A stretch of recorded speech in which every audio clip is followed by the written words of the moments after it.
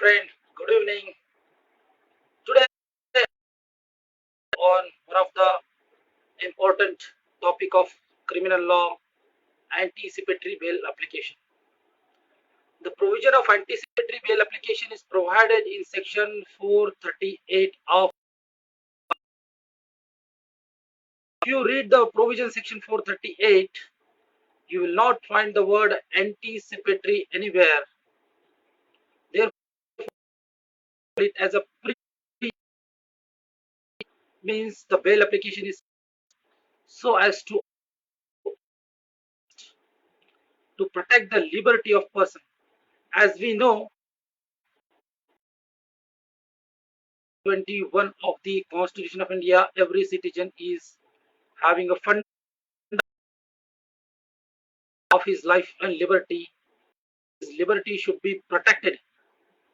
Therefore, so that there won't be arbitrary arrest or groundless arrest of anyone, so that any person should not be arrested in mechanical way, or so that the person is arrested by police in arbitrary way. His This provision is given under section 438 to protect his liberty. And in many of the judgment, Honorable Supreme Court of India has said that the liberty of an individual is of utmost value. It means it is of supreme value, utmost value, and very much important, which need to be protected in any case. Therefore, the liberty of a person cannot be curtailed without due process of law. And the court is supposed to be a guardian of the fundamental right of the people. The object of criminal law for the purpose of granting the bail is two things need to be considered. The presence of the accused during the trial should be ensured. If there is a guarantee or assurance that the accused will remain present during the trial, then certainly his liberty could be protected by granting him a bail. So there are two. One is regular bail, which is provided in section 437 of CRPC as well as 439 of CRPC, and the other kind of bail is anticipatory bail, which we are going to discuss today. Now, what are the conditions to apply for anticipatory bail and before whom it can be applied? And what is the qualification or criteria to apply or file such a bail application?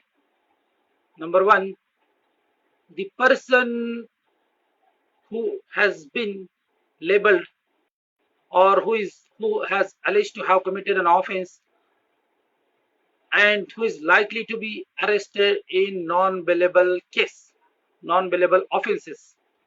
Such a person who apprehends his arrest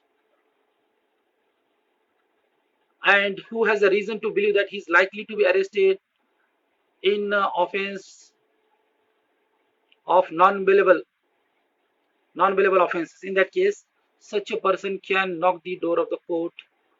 He can file the bail anticipatory bail application before the sessions court, as well as he can file the anticipatory bail application before the Honorable High Court. So under section 438, anticipatory bail application can sessions court, concerned sessions court, where within which jurisdiction the offense is committed. For example, if the offense is committed within the jurisdiction of Thane district, then the anticipatory bail application has to be filed before that Thane court only first. And in case if the bail anticipatory bail application gets rejected, then the applicant can file before the Honorable High Court of Bombay. Now question arises whether a person accused or the applicant is prevented or can be prevented from coming to the High Court directly, or he has to recourse the remedy of Sessions Court first. Now as far as section 438 of CRPC is concerned, nowhere it is written that the anticipatory bail application has to be filed before Sessions Court only first, at the first instance. Nowhere it is stated. Therefore, the law does not prohibit him, law does not prevent him. The applicant can also file anticipatory bail application before the Sessions Court also, without approaching the Sessions Court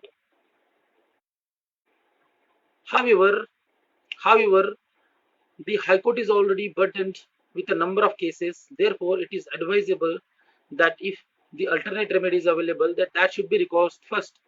So it is always advisable that to file anticipatory bail application before the concerned sessions court first.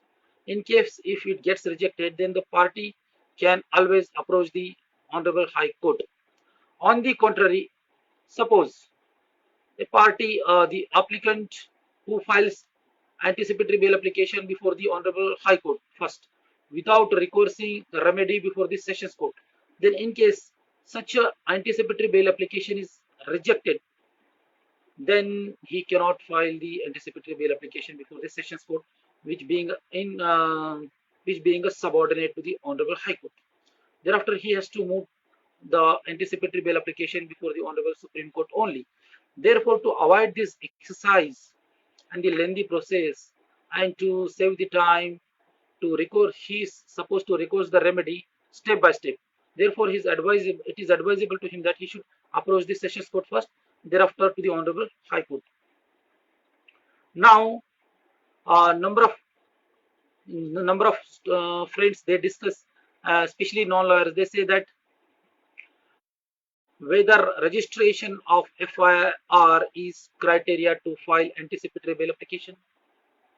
It means if there is no FIR but he is likely to be arrested, then whether such a person can file anticipatory bail application, or there has to be FIR registered against such a person related to non-bailable offences, then and then only he can file bail application. The answer is no, because if you read section 438, it speaks that a person is like a person who got apprehension, who is likely to be arrested, who got apprehension that he is likely to be arrested in non-bailable offence cases. Therefore, nowhere section 438 says that there has to be FIR. So in both the cases, both the situation, the applicant can always approach the honorable courts, and he can always file anticipatory bail application. So the FIR is not the criteria at all. He can file bail application even if there is a FIR registered against him, and he can also file anticipatory bail application even if there is no FIR against him, provided that he has apprehension, fear in his arrested for allegedly having committed non-bailable offences. However, the apprehension should be reasonable one, and the offense or fact should be specific. For example, if I file a bail application before the Honorable Sessions Court, anticipatory bail application, and saying that someone is going to file a case against me and someone is going to falsely implicate me in non-bailable cases or offences, etc. I do not know the name of the person. I do not know what offences are going to be registered against me. Then my story is vague. Therefore, cannot be called as a reasonable apprehension. Therefore, in such cases, court cannot listen such an anticipatory bail application, and court can reject it or listen the petitions. Therefore, the apprehension of the applicant must be reasonable apprehension that, for example, XYZ person moved to the Honorable Sessions Court saying that there was a dispute between him and the other, and already he has filed the cases against those persons who have beaten him. Therefore, there was a fight recently, and the other persons are likely to implicate him falsely, or they are going to register offense against him. In that case, suppose he got the telephonic call from the police station, and police station concerned inspector of the police or in charge of the police has called him through a phone and told him to remain present in the police station, and the officer told that such and such a complaint came against you. In that case, or he gets a notice under section 41 of the CRP. If he gets the notice from the police station to remain present before the police, then it can be as a reasonable reasonable apprehension. Therefore, in such cases, the court can protect his liberty, and court may entertain the anticipatory bail application. Therefore, what I would like to say here is that the apprehension must be reasonable one, and it should not be vague.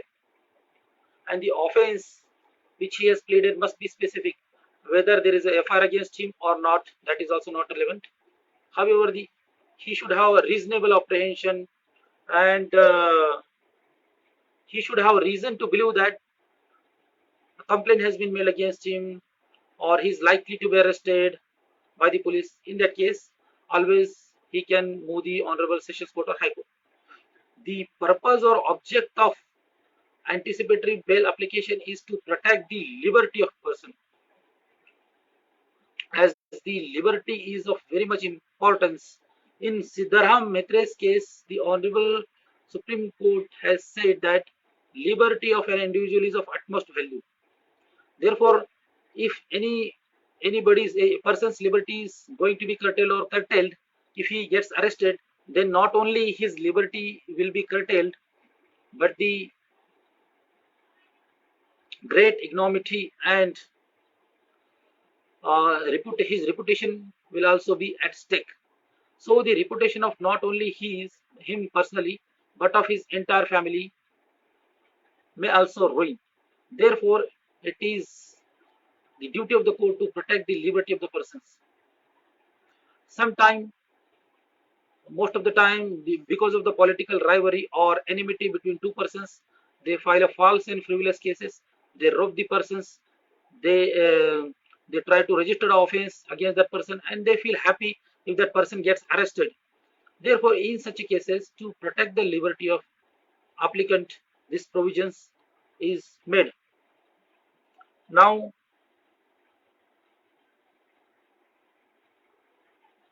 I would like to say here one thing. In Maharashtra, in all the courts except in Mumbai, if being a lawyer, you must be knowing that if anticipatory bail application is filed, then separate application is required to be filed for interim bail. However, in Mumbai, before the Honorable Sessions Court or even before the Honorable High Court, only prayer has to be made, that is B prayer, that interim relief may kindly be granted, or he may be protected during the pendency of this application. However, this procedure should be unique, because in rest of the all districts in Maharashtra except Mumbai, the procedure is different. That separate interim bail application is required to be filed along with anticipatory bail application. So there are two bail applications. Instead of that, it should be made as a one.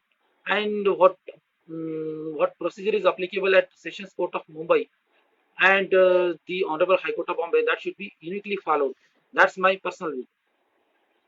However, it is obviously right of the judiciary, and judiciary can always frame the rules regarding that. In question arises, suppose the anticipatory bail application is allowed, then what would be the validity, or during what time that said application, the order will be valid? Obviously, till the trial of that case is over, till that time, the validity of that order of anticipatory bail will be there. Therefore, it cannot be said that the order of the anticipatory bail is limited to a particular time, like 6 months or 7 months or 1 year, etc. Once the order is granted, then it is ordered till the trial is over. So it cannot be said that once this court has issued the summons or charge sheet is filed, or meanwhile notice is issued by the court, summons is issued by the court, then the validity of the bail order comes to an end. It cannot be said like that.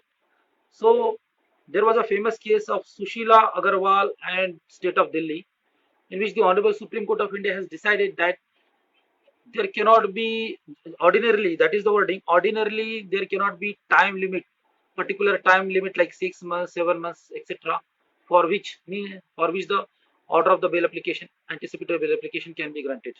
or relief under anticipatory bail application can be granted. No, generally or ordinarily the order will be valid till trial is ended. However, the High Court and the Honorable Supreme Court have got discretionary power. Therefore, they cannot be prevented to pass such order. If they pass that the anticipatory bail application will be valid for 1 year, etc., then they have got the discretionary power. They can pass the same. However, it will be in exceptional cases only, because Supreme Court in the judgment of Sushila Agarwal and others versus State of Delhi, specifically they have mentioned that the ordinarily no time limit is there, no validity, no particular validity is provided. The order will be valid till the trial is over. However, in exceptional cases, they may do so. It depends upon case to case, and the fact and circumstances of each case may be different. Therefore, High Court or Honorable Supreme Court may pass exceptional order sometime. However, what is the rule that has to be taken into consideration, rather the exception?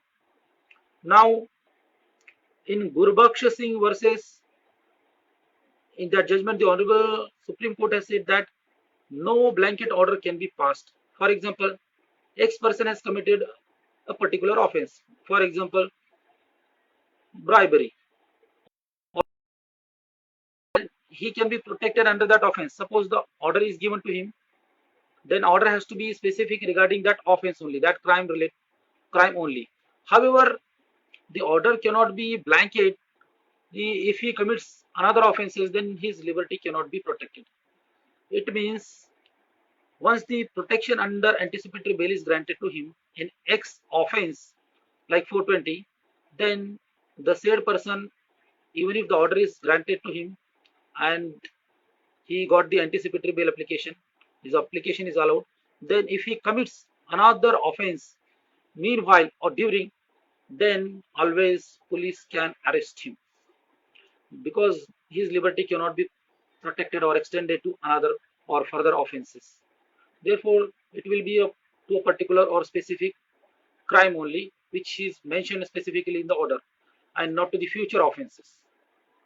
Now, again, as far as the interpretation of section 438 is concerned, I would like to add one thing here.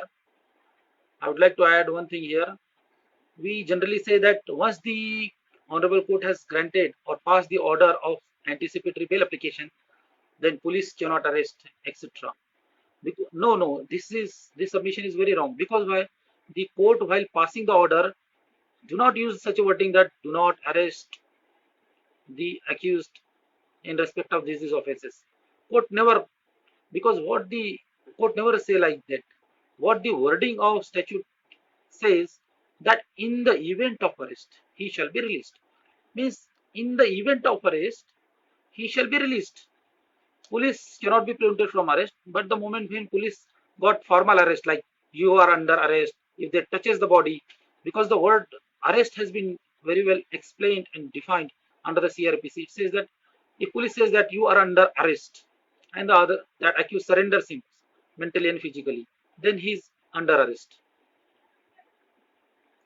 Therefore,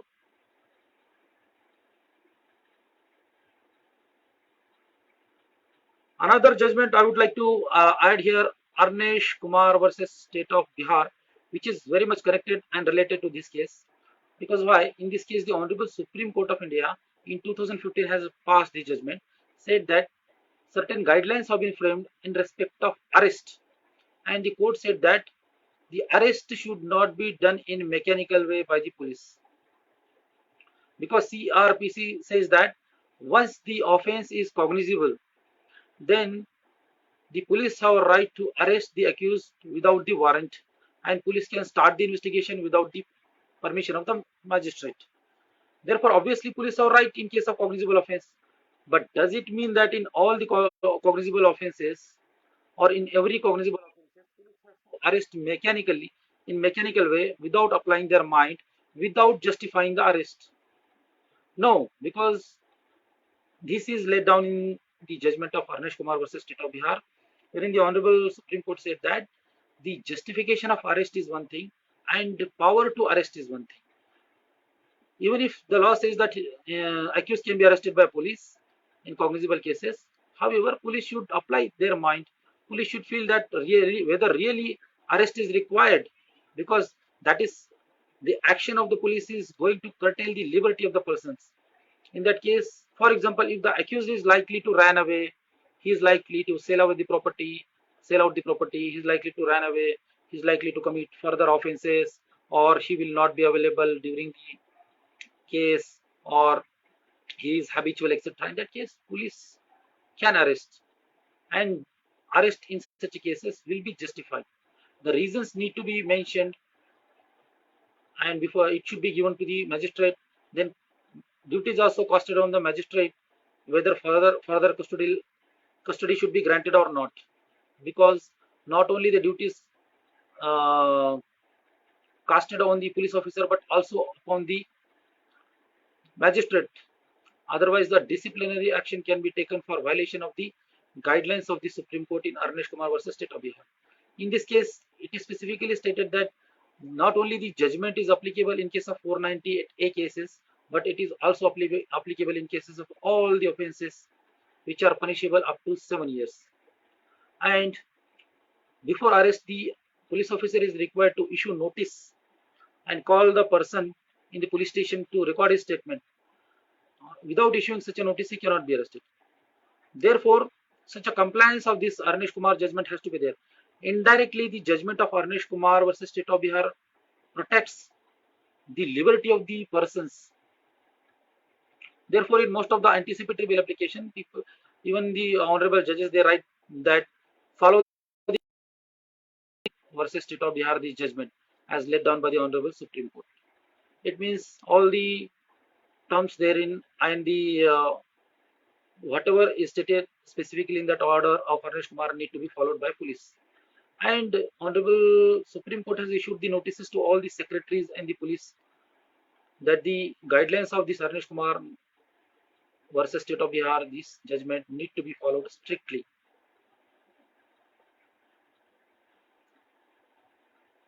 Now,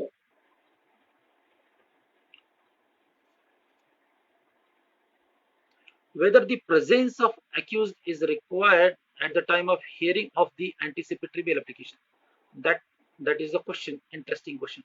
Normally we see that the accused do not remain present in the court because he is always, there will be police in the court, therefore he already got apprehension that he is likely to be arrested, therefore only his lawyer in the court, he will not come to the court. Accused will not even come to the court to listen and what goes on in the court of law, what his lawyer is arguing, because always police is there. In case if the bail is rejected, police may arrest him immediately. However, therefore, the generally the presence of the accused or applicant is not required during the hearing of the anticipatory bail application. However, if prosecution makes a bail, prosecution makes an application that his presence is required, and after going through that, if judge or the court feels that really his presence is required, then honorable court may direct the accused to remain present during the hearing of the anticipatory bail application. Then such an order has to be complied by the accused. Now, what are the grounds to be considered for allowing or rejecting the anticipatory bail? Obviously, that is the discretion of the court, because in non-bailable matters, whether to grant bail or not, that is the discretion